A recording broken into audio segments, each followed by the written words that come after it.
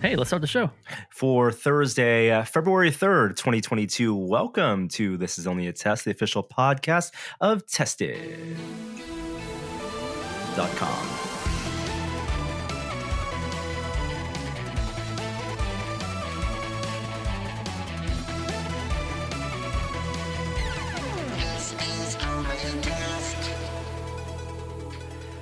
Hello and welcome to the show this week. For a second week in a row, we're mixing this up, not doing a duocast, but we have brought in special guests.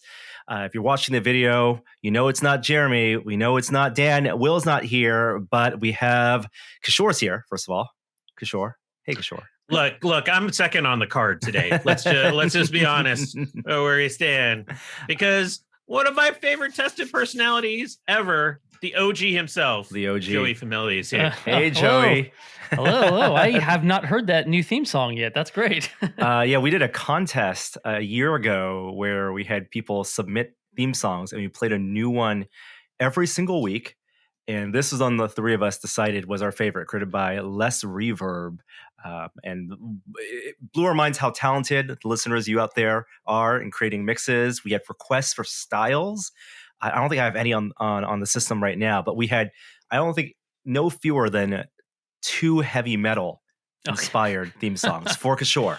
Oh yeah, and they were pretty good. They were pretty good, and we had some chiptune ones. There's all manner of styles, but this one we've been really happy with. So yeah, Less Reverb is the creator of that.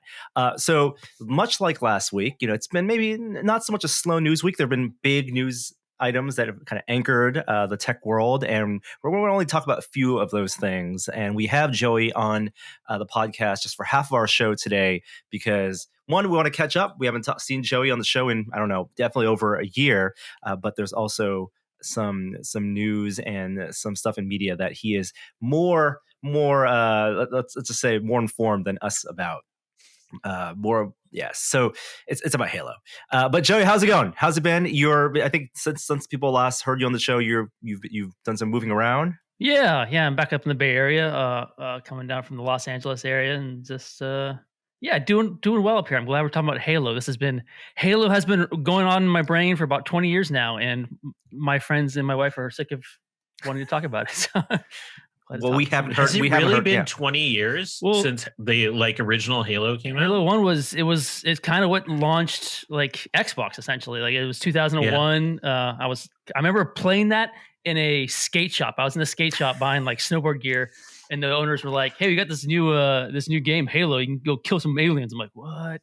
And just dove right in. And since then, I've been super into that series.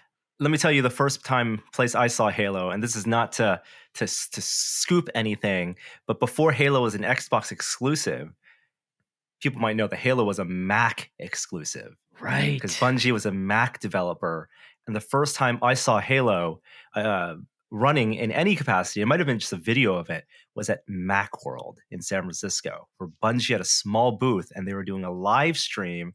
And this was after the first 2 screenshots. You can Google those screenshots of there's I think it might one of those Covenant ships with the trails coming behind it, and Master Chief in the front, and the reflections look incredible. It looked what we called photorealistic at the time, and it blew our minds that this was going to be a real video game. And as PC gamers, we were so angry that Mac users were able to get this game.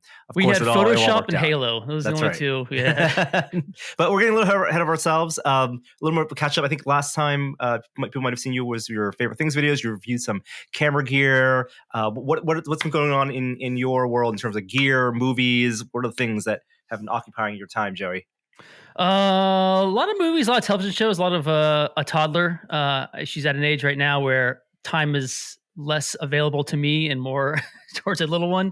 So a little less gear playing. We got some new cameras in the office. So I've been testing out that stuff, and we'll have a new, I don't know if I'm allowed to really say it, but a new camera coming out soon. That I thought you were going to say a new producer. You can say yeah. And we have a new video producer who you will be seeing very soon, Josh, who is going to be helping us do a lot of the video stuff that we do at Tested. And now we're kind of all back in the Bay Area, so we'll be doing more big projects hopefully, and that's some exciting things for you guys.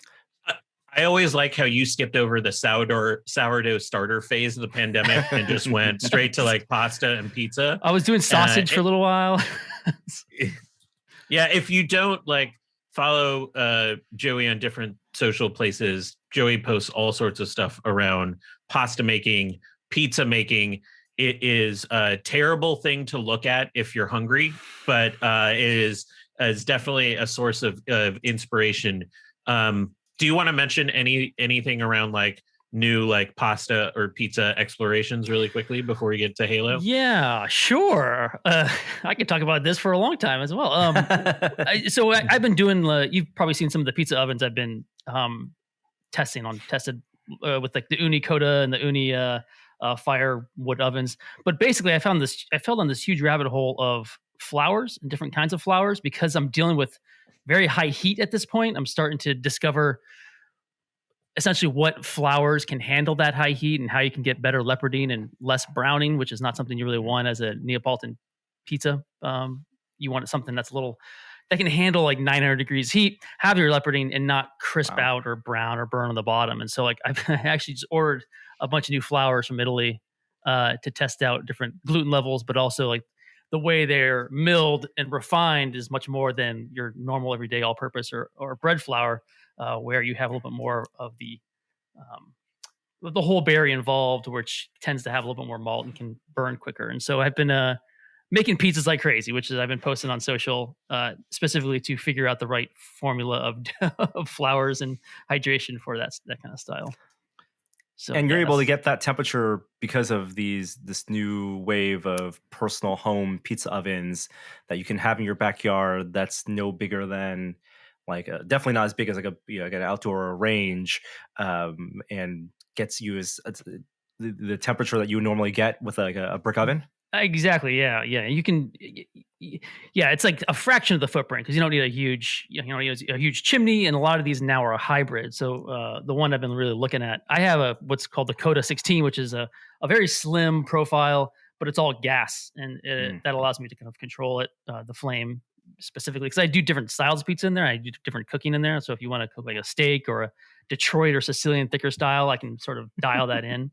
But then I also reached out to this guy in Switzerland, I believe, who's making these modifications. And so like I have it modified to control the heat a little bit better.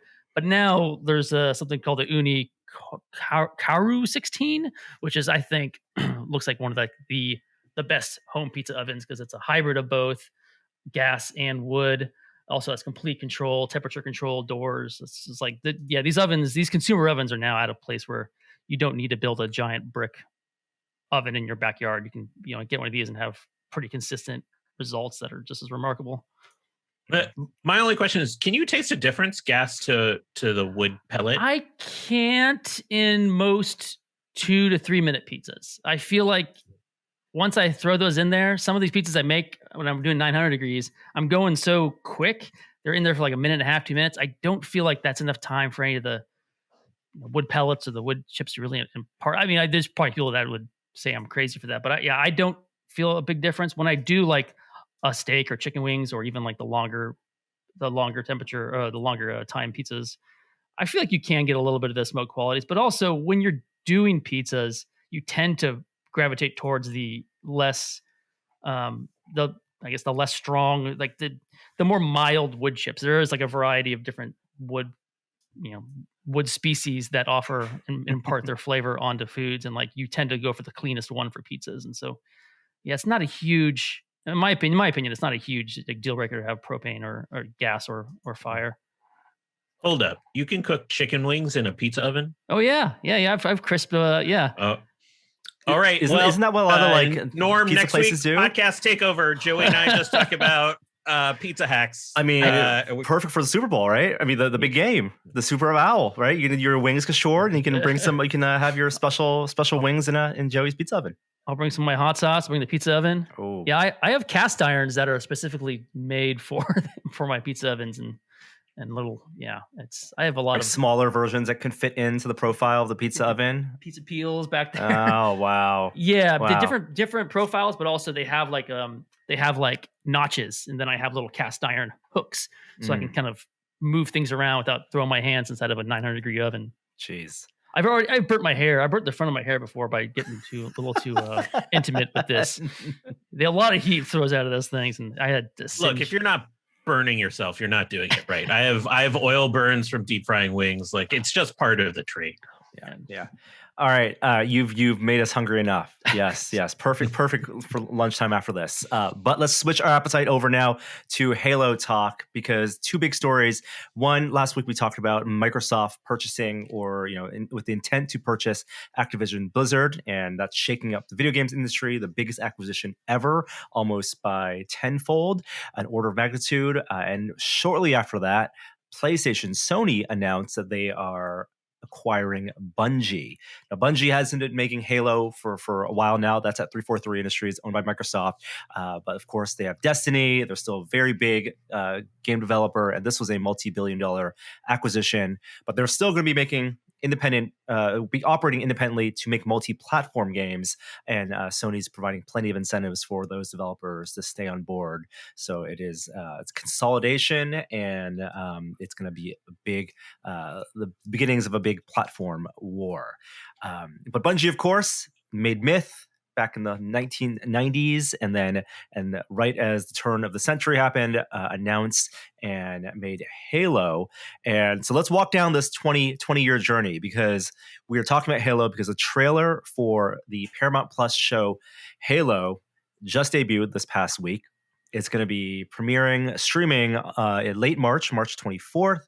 And this is finally a real live action Halo, because we've had stops and starts with the it was Gareth Edwards. Was it Gareth Edwards? Neil Blomkamp. I know. Sorry, Neil Blomkamp. You're right. Neil Blomkamp did it. It was the one who I'm thinking of this indie directors. Neil Blomkamp built a Warthog. They had all these ready to make Peter Jackson funded Halo live action film. Stop and starts. Now with money and streaming, you're going to get a real show. The show has a lot of things that seem familiar to Halo fans, but as someone who only played maybe the original trilogy, I need to know, Joey, your perspective. So walk us through the timeline of Halo and then how it relates to this show from your perspective. Right. Are we talking story? Like, what is this?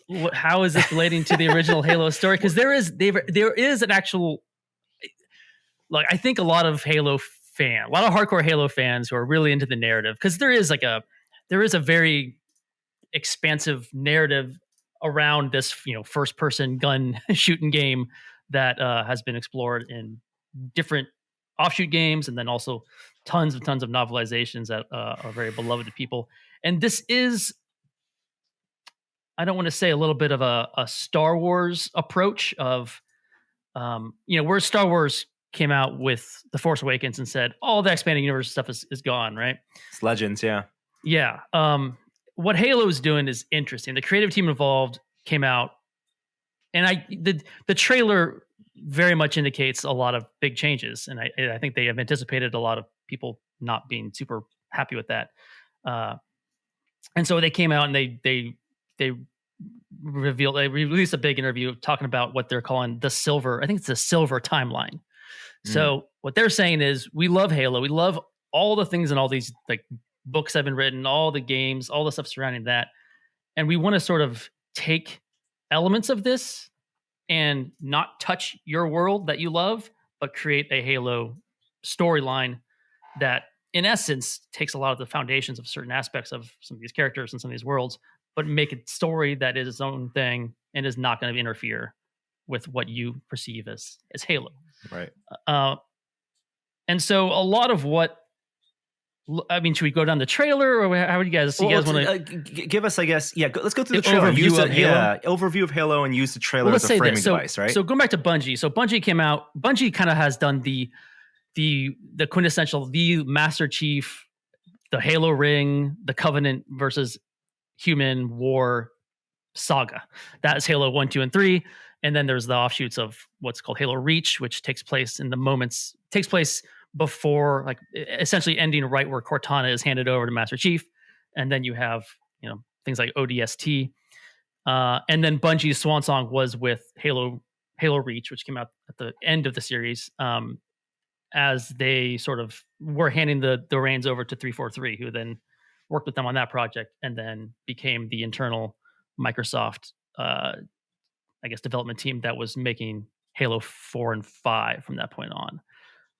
And so, yeah, the game itself just documents, this super soldier Spartan who is fighting this group of aliens who are led by these prophets, all called the Covenant, alongside Cortana, his AI, who is sort of guiding him through along, being sort of the it's very much a man of few words. He has his quips, but Cortana is really the essence of the human element of that story, which is explored more in the books. Which I'm looking at this trailer and I'm thinking it's going to be a bigger part of.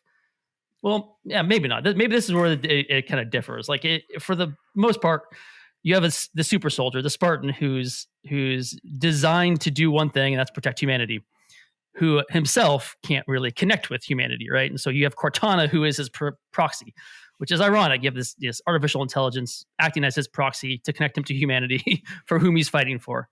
And that stuff's really fascinating in the expanded fiction. I've only really read the first 2 books. And the first book really delves into that, and it really delves into the super soldier program, which is kind of horrifying. Like there's a big horror aspect to this story of John 117 becoming a super soldier, and between all the super soldiers, how that Spartan program worked. And this looks like they are really, the trailer of this show looks like they're really attaching themselves onto that aspect of how sort of shady and horrifying the USNC, the intelligence division of them, treated these kids to become these soldiers. And the trailer shows a little bit more of what you don't see in the games or what you don't see in the books, and that is John sort of realizing that. There's I got a little bit of a RoboCop feel of a machine realizing or learning and understanding his own humanity and his own ethos, and like it's not something they ever really, at least in what I've consumed of Halo, it's not something they've ever really tackled in any meaningful way, especially when it comes to the USNC, which is like the military corporation, which is always just it's pretty good in the games. You're fighting for the good guys, and this is starting to show some shades of gray. And it looks like the creators are really gravitating towards that aspect of the story.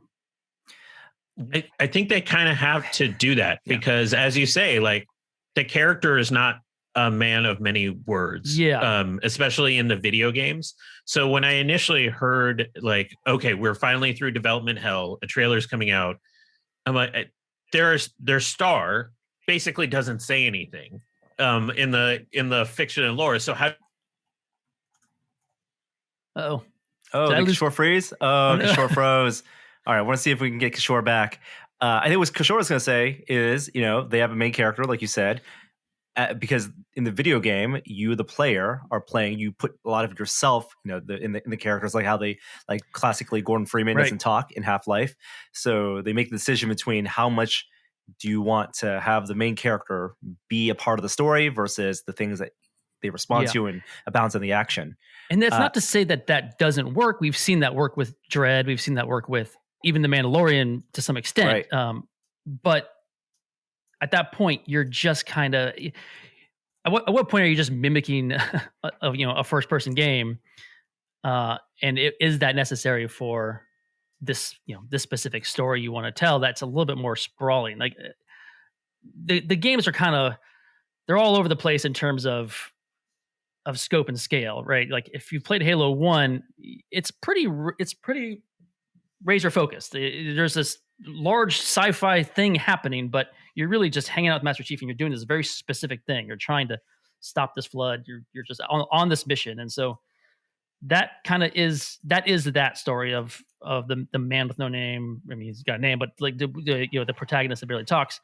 And then they tried to open up the universe quite a bit too, with some, I guess people will argue whether that's good or bad, but they've, and introduced other characters to have some sort of emotional connection in terms of like the Arbiter. You've actually get a perspective from the Covenant, and then going a little bit more on Cortana. Whereas when you get to Halo 3, you're really focused on Cortana and his relationship, and they've found his identity by that game through his relationship with her. And this game seems like this show, it seems like it's kind of pulling a little bit from all of that. And they didn't want to just pigeonhole themselves into just making a Dread or a Mandalorian. They wanted to explore these little essences that were throughout the games that they expanded on in the novels, but they didn't really have a great platform to really explore them all together. I think Dread and RoboCop are perfect analogies in that they're starting these stories in the middle of their journey as a character. It doesn't look like they're going to see the beginning with him as a child going through the Spartan program. That's going to be revealed as throughout the story. It seems like from the trailer, a lot of this action takes place in some battleground, some desert type environment where the USNC is fighting the Covenant. But the origin really of this season seems to be uncovering the namesake of the Halo. Because while the first game plops you in Halo, you don't see any Halo in this trailer. It's mentioned once. And so it feels like that's what they're building toward in terms of the beginning of this saga is the discovery of the artifact and then letting future seasons explore that. Yeah, there's a little bit of the fall of Reach, or rather, yes, Halo Reach, whatever Reach fiction, it changes throughout the game and the book. But essentially Reach is a very important planet and a very important conflict that moves Halo to where it began. It's essentially where there was a lot of human researching going on there, and that's what this looks like. This planet doesn't look like Reach, but it looks like it shares a lot of the same DNA, and that there is what's called a Forerunner technology, which is like the ancient technologies that help them develop help the humans develop a lot of the stuff that they would then use to fight the Covenant, who are at this point, and this is a sci-fi thing going to like tons of different 1970s 80s novels, but having this alien race who are just so advanced in so many ways that as humans you have to find ways to get up to their level, and the Forerunner technology that they found in Reach helped them get there. It also is where they uploaded a bunch of stuff into Cortana, a bunch of data into Cortana, and the whole ending conflict of Reach was the Covenant eventually ended up blowing this entire planet, killing a whole lot of Spartans. There wasn't much left, and then that's where Cortana was sort of passed off to the Pillar of Autumn ship, which then used her data to get them into slip space to the Halo ring. So the first game, you literally you're popped in from slip space at the ring, and you as Chief wakes up with Cortana, and you guys start shooting things. But everything that leads up to that looks like it's happening in this trailer to some extent. The researching the underground Forerunner technology, the Covenant looks like they have a much bigger role at this point already. And then seeing many Spartans is super exciting. Like it's, Master Chief has always been Master Chief is Master Chief because of his, all Spartans have sort of specialties. His was being a leader and leading a team, which you then are never with a team at all for Halos 1, 2, and 3. And so seeing him with other Spartan 2s kind of tearing things up, I think is going to be super fun. And it's some of my favorite Halo games, like ODST and Reach, is where you're actually getting to run around with many Spartans and do some fun stuff. Kishore's back. Don't worry, Kishore. Joey never stopped. Yeah, Halo. I got the vibe that he never stopped. Let me ask the kind of important question. Are you excited enough by the trailer to subscribe to Paramount Plus to watch the show? Oh, that's a good question. So I was trying to tell my wife about this. You can point her to this podcast. Just listen to how excited I am. Did you have Halo. to sit her down at the dining table and be like, okay, honey, we have to have a serious conversation. There's a Halo show. And she's like, oh, I understand how important this is. Yeah. I mean, the thing is, I watched that trailer and I'm like, this looks like a fun. I don't know where I'm at in terms of as a fan of things these days. Cause I think there would have been a time in my life where I'm like, that looks way too different, or that looks, that's not John's voice, right? Like a lot of people are complaining about Cortana's not blue enough. Yeah, what? Exactly. What is going on? It may be Jen Taylor, but that's not my Cortana, my AI waifu. And I just don't know if I have that in me anymore to really care about that. Like I'm watching it, I'm like, this looks like this is like a sci-fi show that I'm going to be super into. I kind of can see how they're going to muck up some of the melodrama of the childhood trauma stuff. But as a Halo fan, I'm not looking at it like I don't see the Halo that I've just been going on about for the last 20 minutes. And so I'm excited to watch it as a show, but I don't know if it is the Halo show I want, and I don't know if I want a Halo show, if that makes sense. Maybe that's a good thing, because if this is never going to be the show, like if no live action show can match what your experience with the game, especially 20 years ago, what it was like to play that type of game for the first time, what this can do is basically feel like it's of that world. It'll show you all the iconography, Warthog, all the rifles, amazing action, bring that to screen, and give you touch points, but you don't necessarily need to relive the emotional moments or the powerful traumatic moments, because the way you played it and the way you experienced that in the game isn't something you need told to you. You felt that already. Yeah, that's a great way of putting it. Yeah, I felt that already. I don't need it. I don't need it remastered, remastered for live action. And I am very excited to I get excited these days to hear different storytellers' versions of the similar stories. Like I really like to see other perspectives on this, and from what I saw in the trailer, I'm like, it actually looks fun. And again, I can sort of pick out the flaws that I'm going to have issues with, but at the end of the day, I think I don't know. I think I'm going to be happier that the show is a thing. I tried when I was watching the trailer to put aside like the years and years of playing this game and seeing like, if I didn't know anything, if I didn't play a video game, if I had no idea what Master Chief was, would I watch this show? And two things stuck out to me. One, it does look like they put money into the show. Like supposedly they invested $40 million into production, partly because it was in development hell and it's gone through, different directors. But I thought the trailer looked good. It didn't look like a cheap sci-fi show. It looked like there was, money put into the special effects and whatnot. I feel like I've heard this show. Like you mentioned, it's like feels like RoboCop. I like the super soldier waking up that has like a past, probably going to be told through flashbacks while battling some sort of like alien nemesis. But I have room for more of those shows if they have like an interesting twist on it. And really, to me, the interesting twist here is if they can make the relationship between Cortana and him work. Yeah. And the big thing that stuck out to me was that it seems so. Dr. Halsey is the female sort of narrating some of this trailer, and she is the one that I was talking about doing all that sort of dark stuff to these kids. I mean, it's essentially they have been kidnapping children, putting them through these programs, replacing those children with flawed children that would die within days, and so that the kids wouldn't be known to be missing. So like, there's a lot of really dark stuff that she is responsible for specifically, who then models Cortana after herself. And in the show, there's one line that they kind of end with that says there's something about the Spartans being uncontrollable or starting to kind of defect a little bit. And it looks like they are using Cortana as a weapon of control or system of control. Exactly. Yeah. Something to kind of keep tabs. And I'm curious as to how that's going to develop and how that trust is going to be broken between her and Chief, and if there is going to be some sort of conflict between them two that you don't really get in the games, except for besides the new games where she goes. They got to free each other.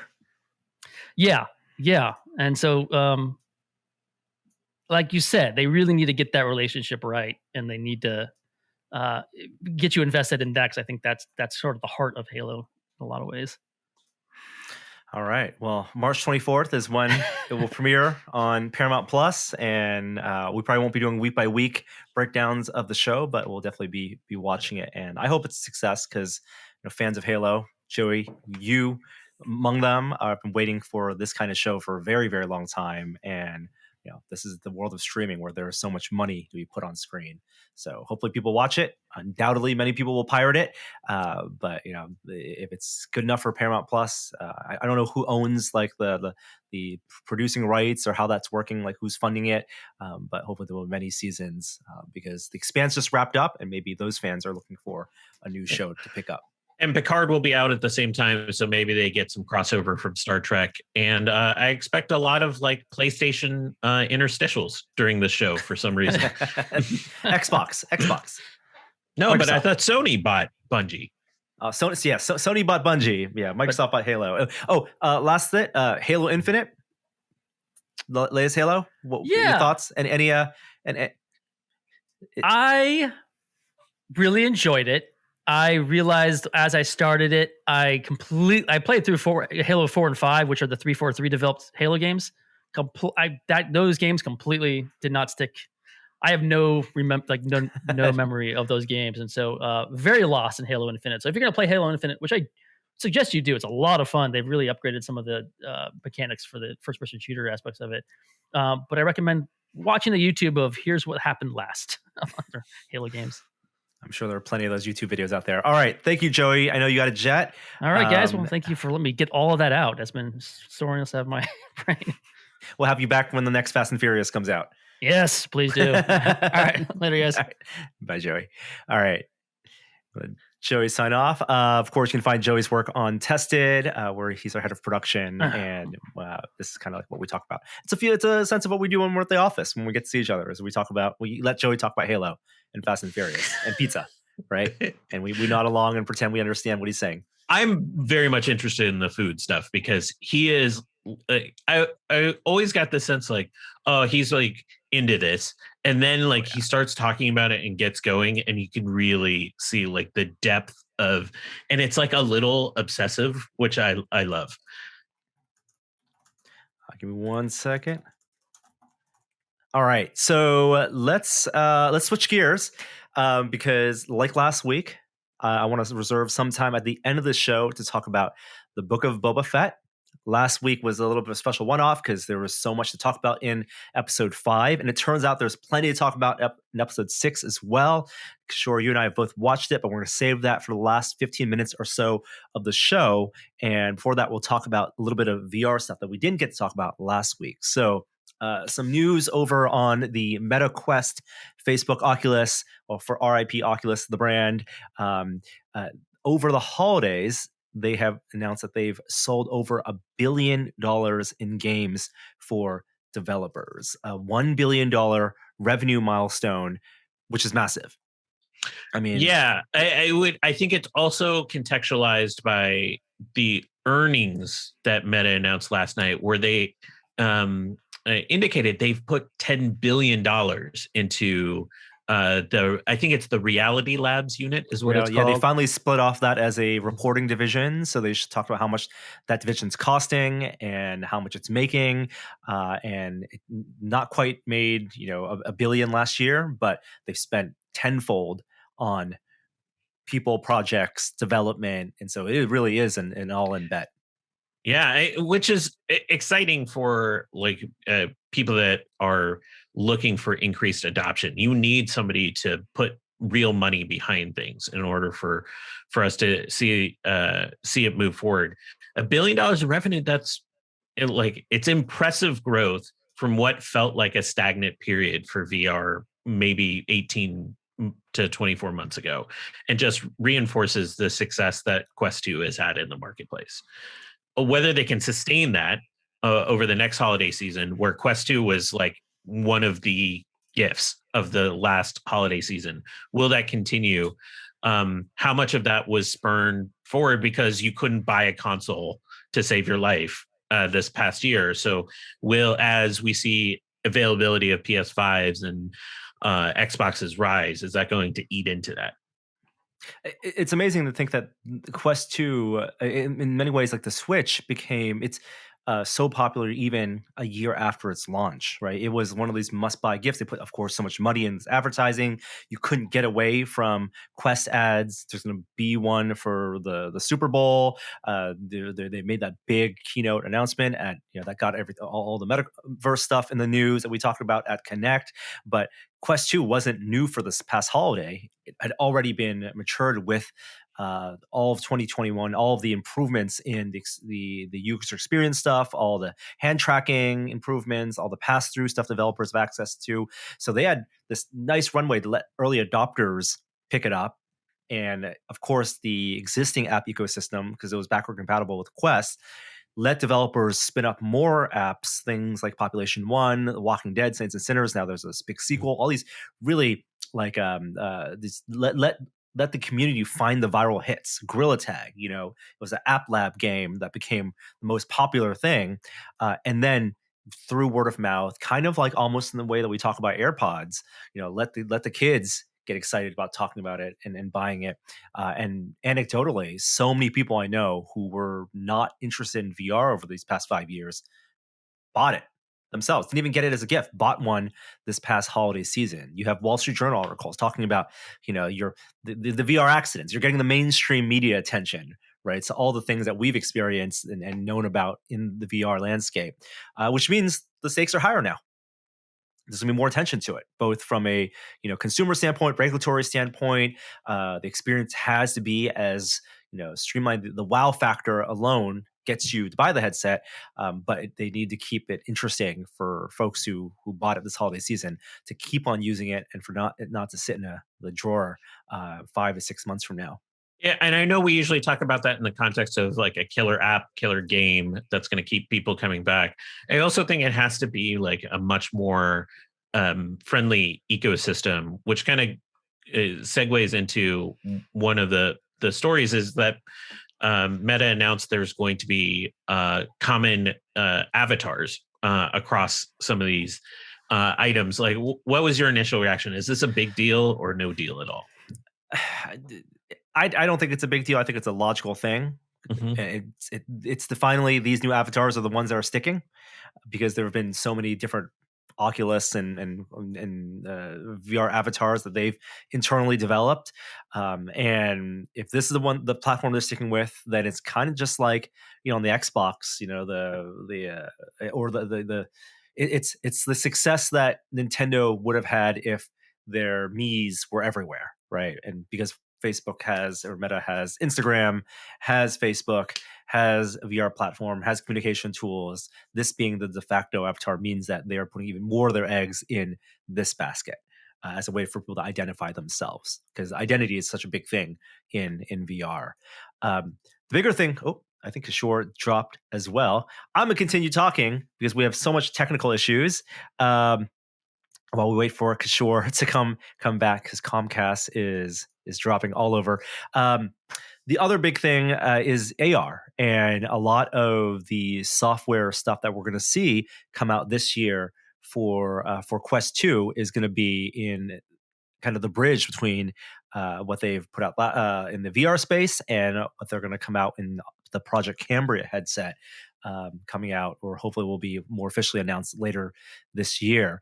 And that includes all the pass-through features and amplifications. Right now it's black and white, but you developers getting ways to create spatial anchors. So not only are you doing your Guardian in your home space, you're also, indicating where your desk is, where the couch is, where a wall might be, and it can recognize those things. So when you use an application like YouTube, you can actually not just use it in the void of a VR space and have a giant YouTube screen, but you can actually map it to your wall. And we've seen apps like Cubism, where I feel like it's much better experience when you have the passive, even if it's monochromatic, even if it's black and white, the pass-through video coming through, surrounding you, your field of view, while you focus on the game content in front of you, or the media content in the case of YouTube VR. I'm going to let Kishore know that we're going to wait, and we will do we'll have him back in to talk some Boba Fett. But we also had some AR news. So, of course, Facebook, Oculus, Meta ramping up to their pass-through AR headset. There's a rumor that Business Insider released saying that Microsoft may actually be scrapping their HoloLens 3. That HoloLens 2, it did okay. They had those big contracts with notably the military, but that they don't want to necessarily put billions and billions of dollars into solving the hardware problem, the optics problem, the compute problem, and the balance between running that and their software, but may just focus on developing software and working with hardware partners like a Samsung. So I think that'll be really sad because HoloLens has been, I think, very like pushing the boundaries. It was one of the first, of course, AR headsets, and the two was so much better than the one. And the hardware team there had been very proud of the work, and I think they would have gotten to a point being first to have an AR headset in the marketplace, to be up there and keep that landscape and the hardware marketplace competitive and interesting when we're going to get headsets from Meta and also Magic Leap. And speaking of Magic Leap, we didn't talk about this last week, but there was a big conference in San Francisco. It was the SPIE Photonics West Conference. It was a optics and medical devices conference where Magic Leap's VP of Optical Engineering, Kevin Curtis, did a presentation that unveiled so many new details about the Magic Leap 2. Kishore's back. Kishore, I've been rolling the whole time talking about AR, and we're at the point where I'm talking about never stop going. Never stop. We're doing it live. And Magic Leap 2 details were finally revealed. Now we don't know things like specific field of view. They just still speak in terms of doubling the field of view of the first Magic Leap and resolution. But the big things are weight, so ergonomics. They have gotten the weight down on the headset, the glasses themselves, to half a pound, which seems incredible when you consider the first one wasn't that heavy, but half a pound feels like that's going to feel like nothing if the way it mounts on, the balance is right. It's still going to tether to a compute unit, and they're saying that compute unit, the computer, basically is going to be 2 to 3 times as fast as the NVIDIA Tegra processor that they had. The speculation is that they're using an AMD processor, a Ryzen processor, and AMD has been, really killing it with their advances in their architecture, and including, of course, things that make the Steam Deck possible in their small nanometer process. It's also be running Android. So as opposed to the Lumen OS they custom developed, they're switching over to something that developers have more familiarity with. And this is the chicken egg problem. How do they get developers on board to create the content for that? That makes sense. And the other things, hardware-wise, are interesting. Eye tracking, of course, 2 cameras per eye this time, as opposed to 1 camera per eye. And it's kind of IR illumination, where one of the layers of their optics will illuminate IR, blast IR into your eyes. The cameras see where your pupils are. And I'm not sure if that's going to be for input or for foveated rendering, but it doesn't sound like they're doing multifocal, varifocal displays, where the Magic Leap 1 had 2 planes of focus that you could switch between based on the eye tracking. Here it seems like they're sticking with 1 waveguide layer. What did you think of?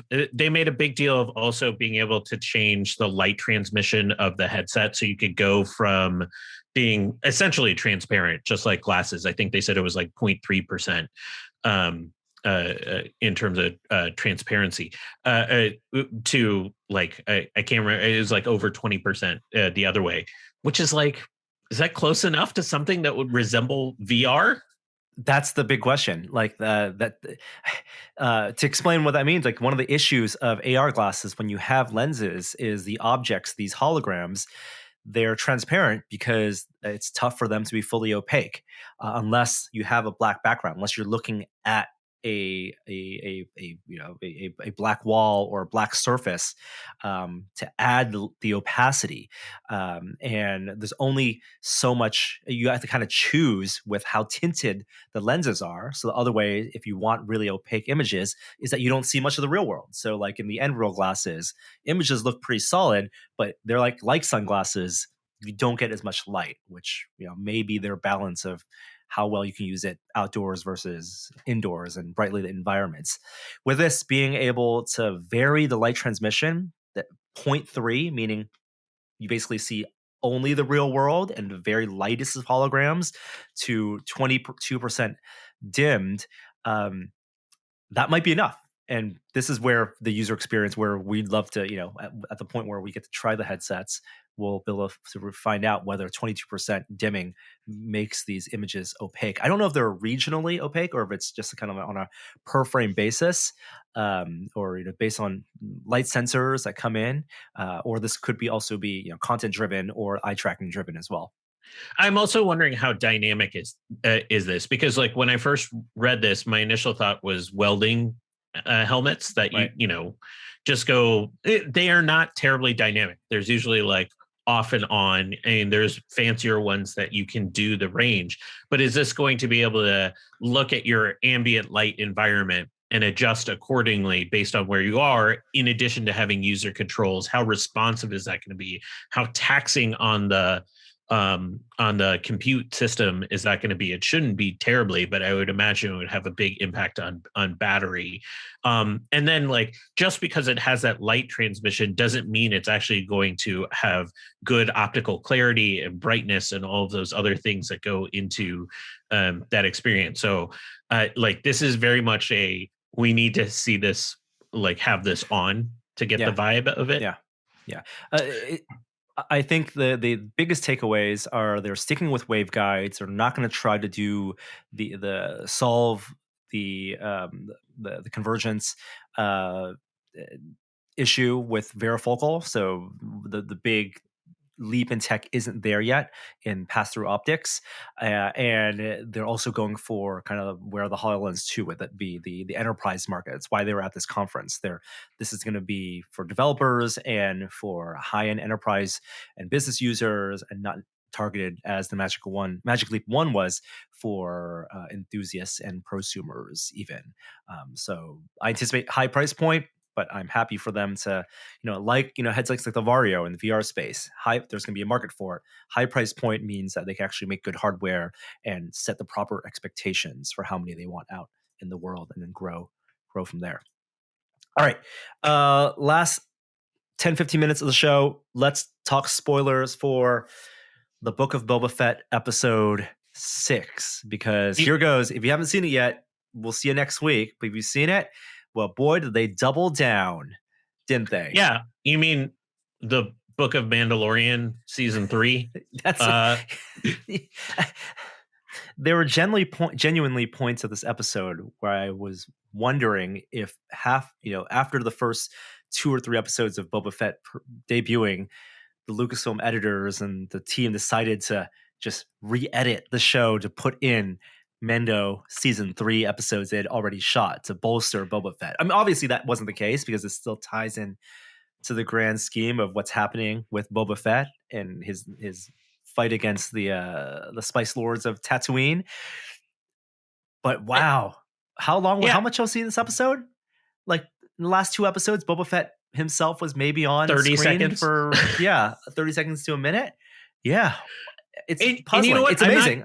I'm not complaining. It's just the transition from where the series was to where it is now was pretty abrupt. And again, I think it's actually a bold form of storytelling. First of all, how the F did Lucasfilm keep this a secret? Like, they can't keep a Marvel plot a secret, but all of a sudden, like, hey, Ahsoka Tano in, Luke in, Cad Bane in. Like, they were just like, let's throw everything we have in the vault at this. It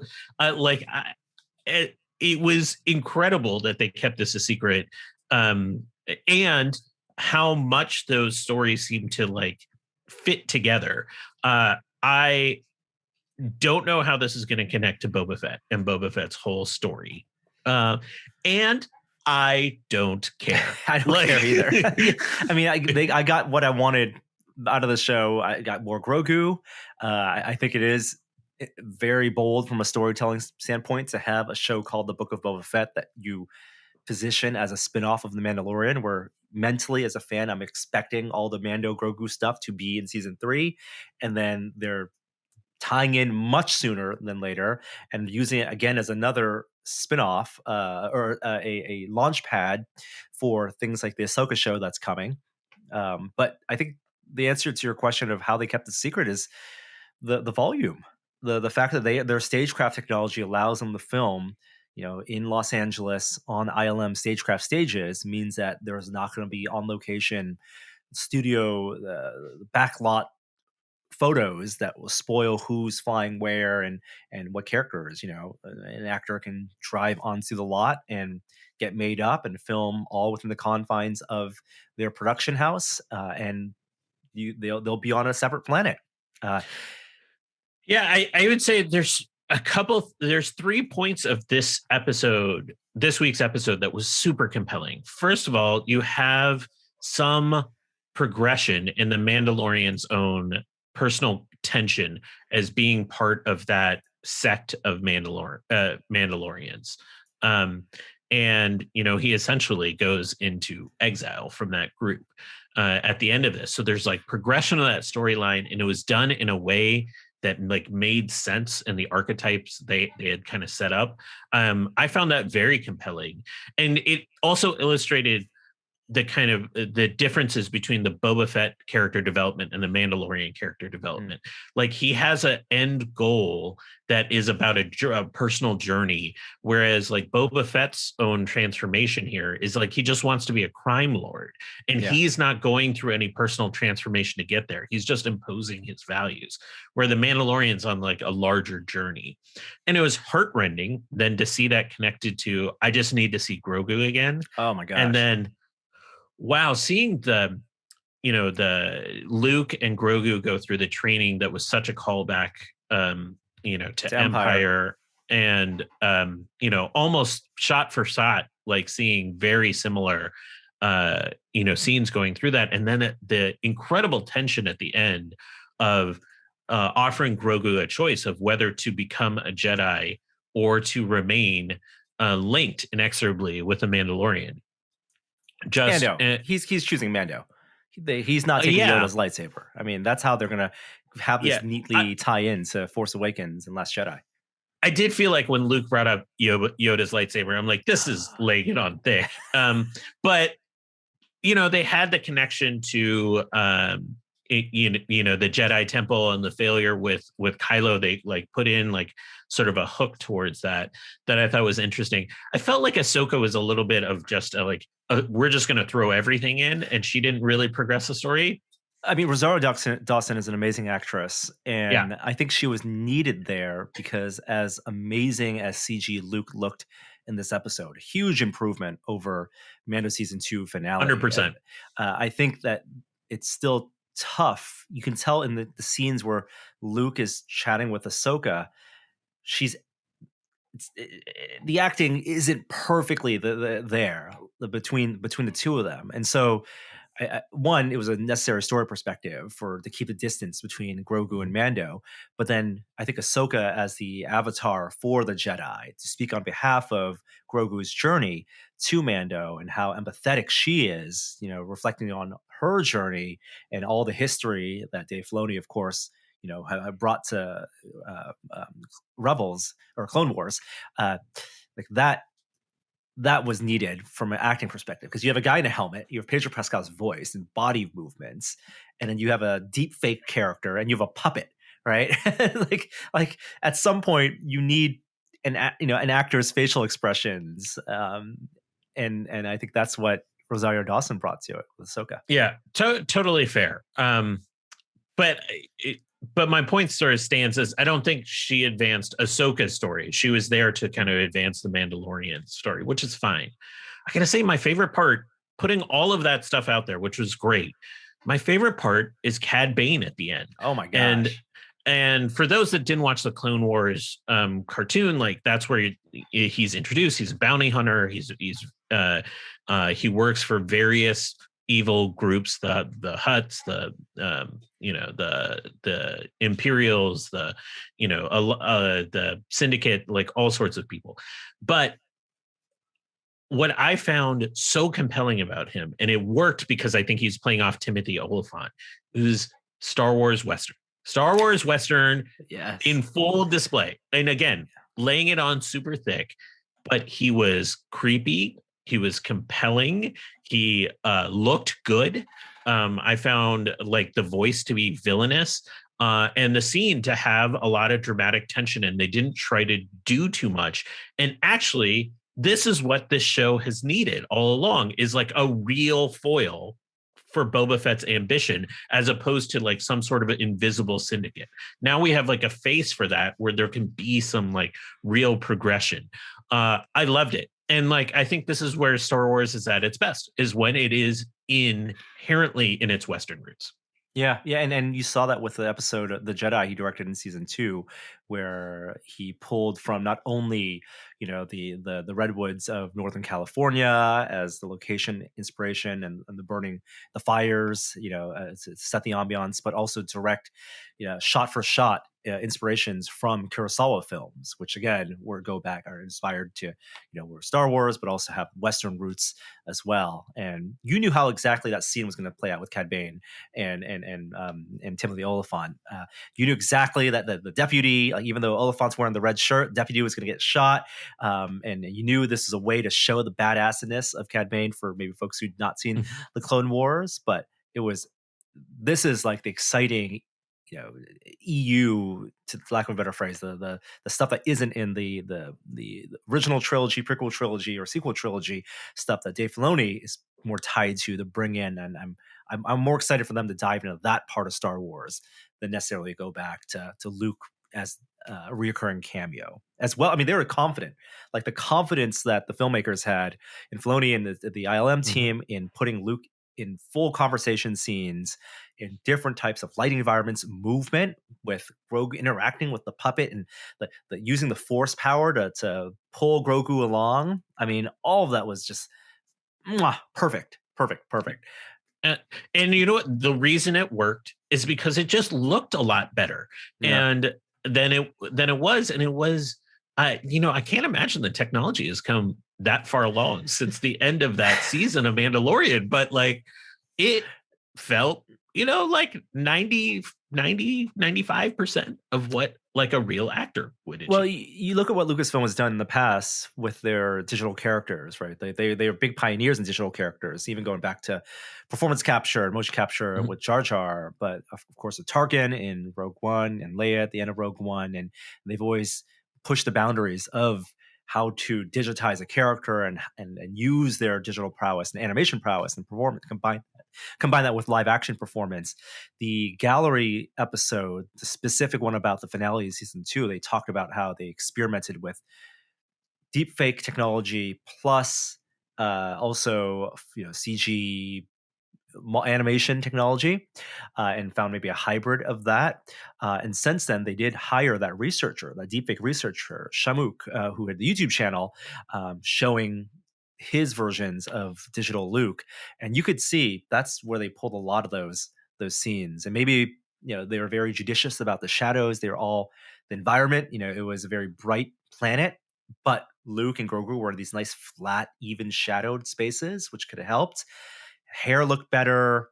The voice, I don't know if it was pure digital voice, because they talked about how in that finale episode in Mando season 2, all of Luke's dialogue was computer generated, like basically deepfake for audio. And I wonder if that was the case here as well. It's a little stilted in that sense. It felt like a combination of I don't know if they recorded Mark Hamill doing dialogue and then did some tweaking. I have no idea how audio works in that way.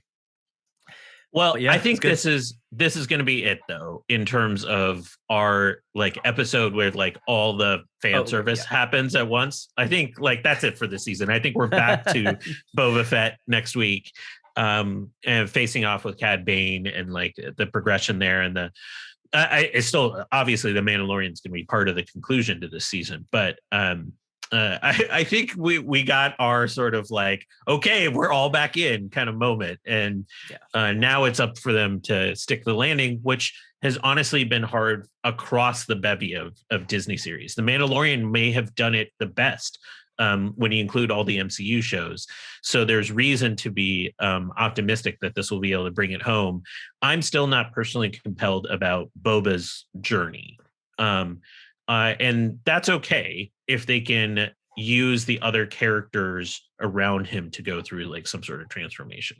Well, the first 3 episodes were all about his journey, all his back to tank dreams and about him coming out of the Sarlacc and bonding with the Sand People. Like, that was the Yeah, but motivation for fighting the Syndicate. You got to bring that back. yeah, like I appreciated that. I always get a little uncomfortable with stories that show transformation at the expense of like these like kind of downtrodden people, The which is kind indigenous of like people, right? yeah, The white savior trope. Yep. yeah, it was a little like savior trope, and like even like the train, knocking down the train, he is like a little too like Boba Fett's a hero all of a sudden. Like he's just dropped all the villainy he had previously. Even in the Mandalorian season, he had like a little bit of an edge and a little bit of villainy to him still, and we just let that all go. And I would think in a mobster kind of setting, even though he wants to rule with respect, I've seen The Godfather, there's still some brutality even in the culture of respect. So, and we don't ever quite get that from him. Maybe we'll get that when he has to face off with Cad Bane a little bit, and we have to see him return to elements of that spirit. But like the show has a story arc now. Also, like the Jennifer Beals character, like what was she doing in this show though? Like her whole existence was just to like be to like look amazing. To look good, like introduce a little bit of like additional stuff in Mos Eisley, and then just get bombed. I was just like, what was the point of that character? And I feel a little bit that way about Ming-Na Wen too. Like Fennec has got nothing in this series outside of being the muscle. Yeah, and maybe this is Lucasfilm hoping that people will watch these live action shows to launch new characters like Fennec Shand, so that her appearance in the Bad Batch and all these other the other parts of the Star Wars universe can more fully flesh out the character and the roles. But I think her character, Cad Bane, like again, they're pulling stuff from Dave Filoni's contribution to Star Wars. Let these shows, I think, be the live action version of the CG shared universe stuff that he told, which can exist, I think, outside any of the feature film stuff. And maybe this is their grand plan, MCU style, to have these 4 or 5 announced live action Star Wars shows eventually lead to a movie. That'd be a great way to do it. We're already at the point where The Mandalorian could carry a film. Yeah, it would look different, right? They wouldn't have to rely on solely on the stagecraft stuff. I think when you talk about the difference between the budget of a film and the production of a film, and you look at the sets that were built for Rise of Skywalker at Pinewood, when you have access to studio resources, when it's $100 million for 2 hours versus for even tens of millions for an hour here, and then the time it takes to make a film versus an episode of television. Yeah, I mean, I would love to see these characters at some point get that treatment. I don't think I would, because I like the fact that there's so much more room and time in a TV series for these characters to have space. And I think that's we're getting that now. They can build up, and then you can have the big endgame moment. Yeah, I guess like Grogu and the Mandalorian retake Mandalore, like that kind of moment. Yes. Find the Mythosaur. Ride the Mythosaur. All right, fine. All right, I give in. In cinemas only for that movie. Disney Premiere, all access. Pay another $20. Yeah. Well, I think is there 1 or 2 more episodes left of Boba Fett? I think 2. Isn't it 8 episodes? Yeah, I think you're right. Okay, 2 more episodes of the Book of Boba Fett left, and we don't have any word on when Mando season 3 officially starts. But it started 2 weeks ago. I mean, maybe it's at the end of the show. They like Falcon Winter Soldier style. The name of the will fade away. It will be the Book of Boba Fett and the Mandalorian and Luke and Ahsoka and Grogu. It actually might just be 1 more episode. So okay. All right. Well, we'll recap it next week and give our thoughts on the series as a whole, and hopefully have Jeremy here to discuss that as well. And that does it for this week's episode. Sorry for some of the technical issues. If you're watching the video, hopefully we got through it smoothly and seamlessly as possible on the audio side, so you didn't notice. But thank you, Comcast, for breaking Kishore's internet, and thank you, Joey Fameli, for joining us this week to talk all things Halo. And we'll be back next week. Any shout outs, Kishore? Just like I see light at the end of the tunnel when it comes to the pandemic. So I know, again, it'll be a tough few weeks ahead, but so close to something great happening. Great spring. So hope everyone out there is taking care of each other best they can. Yeah. Can't wait for those chicken wings and pizza when we get to hang out in person. All right. And we have one new outro from Joel. Reliable Joel, sending awesome outros. I don't know if you heard the last ones, Kishore. They were Kishore themed. I don't know about this one. It's a new one. Haven't listened to it. Better not be Sweet Quiche related. I don't think it will be. I hope it's not based on the name. All right. Here we go. We'll see everyone next week. Hi there. I didn't see you. That's it.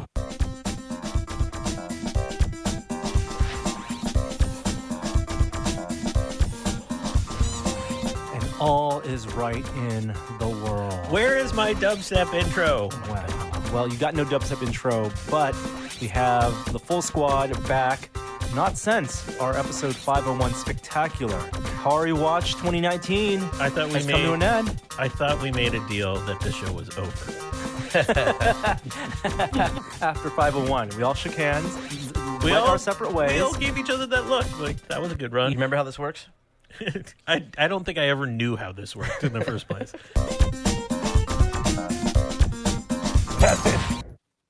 And 135 episodes later, still at it.